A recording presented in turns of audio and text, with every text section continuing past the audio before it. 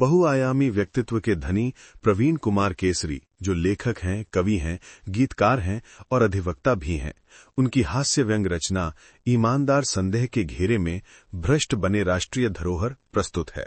ये कोई साधारण हास्य व्यंग नहीं, बल्कि सत्य पर सोच का हथौड़ा है। अचानक आप खुद को सोच के समुंदर में डुबकी लगाते पाएंगे। हैरत होगी, पर यही तो टॉनिक है जो सुधार की राह पर धकेलता है। हाँ, ये राह आसान नहीं, पथरीली जमीन पर चलना है, मगर चिंता मत कीजिए, इसमें इतनी मसालेदार हंसी है कि चोट भी गुदगुदी लगेगी। इसलिए व्यंग को व्यंग की नजर से ही सुनिए, समझिए और आत्मसात कीजिए, तभी इसका असली मजा आएगा। भाइयों और बहनों, स्वागत है उस महान देश में जहां आजादी इतनी भरपूर है कि उसे देखकर खुद संविधान भी शर्मा जाए। यहां हर चीज को खुला छूट है, बोलने की, चुप रहने की, काम करने की, और अगर मन कर जाए कानून से भी खुला छूट है। अधिकारी हो या कर्मचारी, फाइलें हो या फैसले, सब कुछ इच्छा व्यवस्थित तरीके से चलता है। मन हुआ तो याचिका सुन ली, स्वतः संज्ञान ले लिया, फैसले भी आ गए, राहत भी मिल गई। लेकिन मन नहीं हुआ तो काम नहीं, आराम। यहां तो आजादी का अर्थ ही कुछ और है। जैसे किसी ने कहा हो, मैं आजाद हूं, इसलिए मैं जो चाहूं करूंगा, और बस देश में लोकतंत्र नहीं, स्वतंत्रता उत्सव निकल पड़ा। सरेआम कत्ले हम भी हो और शिकायत दर्ज करने की आजादी भी, दोनों मिल सके तो क्या बात। कानून की किताबें अलमारी में बंद और जनता के पास केवल एक विकल्प, अपनी आवाज सोशल मीडिया पर लावारिस छोड़ देना। ये विरोधाभास ही हमारा राष्ट्र अभिनय है। हर संस्था स्वतंत्र है इतने में कि कभी कभी वही स्वतंत्रता उन संस्थाओं को अपनी जिम्मेदारी तक भूल जाने देती है। अधिकारी जो आजाद हैं, अक्सर आजाद बहाने में व्यस्त दिखते हैं। कब फाइल उठानी है, कब झाड़नी है, कब कुर्सी पर सो जाना है, सब उनकी आजादी। और जनता भी आजादी की जय जयकार करती है। जब तस्वीरें वायरल हों, नारों की बाजी चले और कल वापस वही पुराना सन्नाटा। ये सचमुच एक अनोखा देश है जिसका न्याय का मूल मंत्र है, देर है पर अंधेर नहीं। और भाई, इस मंत्र में इतना गूढ़ दर्शन भरा है कि जनता को धैर्य, संयम, सहनशीलता सब एक साथ मिल जाता है। यही कारण है कि यहाँ जल्दीबाजी को कच कच कहकर ठुकरा दिया जाता है।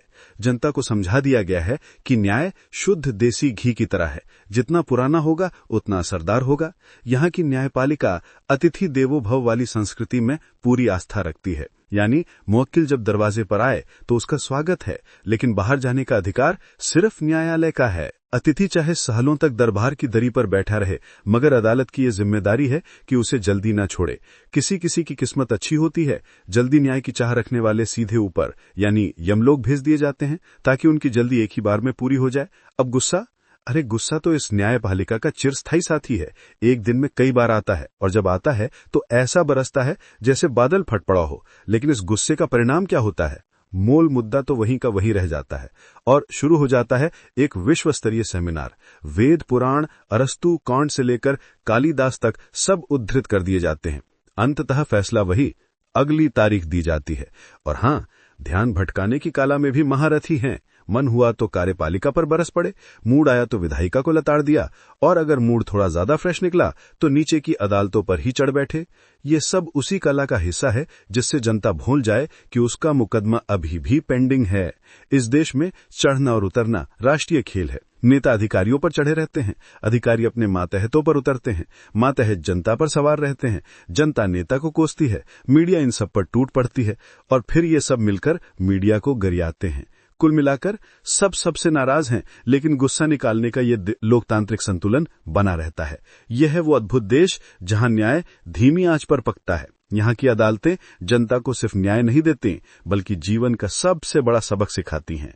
सब्र करो, क्योंकि जल्दी का काम शैतान का। देश को असली विशिष्टता मीडिया देती है। इसकी त्वरित निर्णय क्षमता तो देखिए। घटना घटे न घटे, खबर पहले चल जाती है। खबर चलते ही सबको नींद से झटका लगता है। अधिकारी जाग जाते हैं, सरकार जाग जाती है, और तो और सोया हुआ कानून भी अंगड़ाई ले लेता है। परिणाम, जांच के आदेश, बयानबाजी और कभी कभी जेल भेजने की तैयारी।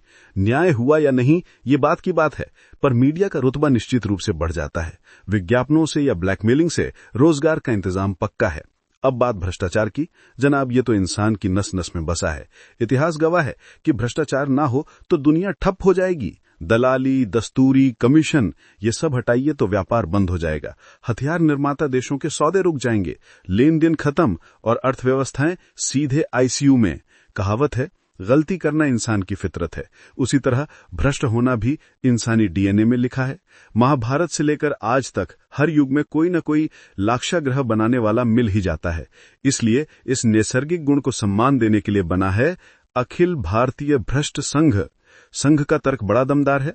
भ्रष्ट व्यक्ति पतित या दुश्चरित्र नहीं होता, वो तो बस प्रोफेशनल है। और ये सब बंद क्यों होना चाहिए? ताकि हम सीना ठोक कर ईमानदारी से कह सकें कि हाँ भाई, हम सच्चे और असली भ्रष्ट हैं। सबसे बड़ी बात यह है कि भ्रष्ट भी मानव हैं, और जब वे मानव हैं तो उनके पूरे मानव अधिकार हैं। संविधान तो यहां तक गारंटी देता है कि उन्हें शांतिपूर्वक हड़ताल करने का भी अधिकार है। इसीलिए जब अखिल भारतीय भ्रष्ट संघ बना तो उसका नारा बड़ा ही दमदार था, हम भ्रष्ट हैं और हमें भ्रष्ट होने का पूरा पूरा अधिकार है। यूनियन बनने में कहीं कोई लापरवाही नहीं हुई, पूरा नियम कानून अपनाया गया, यहां तक कि श्रम मंत्रालय से बाकायदा मान्यता भी ले ली गई। अब देखिए दलालों की व्यथा। सामान बेचने वाले और खरीदने वाले के बीच वे कोई पूंजी नहीं लगाते, केवल हाजिरी लगाते हैं और फिर भी दलाली लेते हैं। पर सरकार ने कह दिया कि ये भ्रष्टाचार है। पर सोचिए, अगर दलाली ना हो तो सौदे में नुकसान तय है।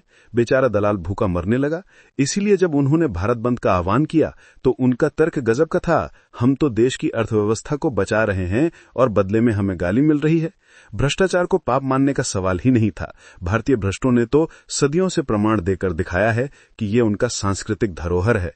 नतीजा, हर क्षेत्र के भ्रष्टों ने बढ़ चढ़कर बंद में भाग लिया। सरकारी दफ्तर बंद, अदालतें बंद, थाने बंद, रेल बसें बंद और तो और संसद भी बंद। पूरा देश मानो तालाबंदी की राष्ट्रीय प्रतियोगिता में उतर आया।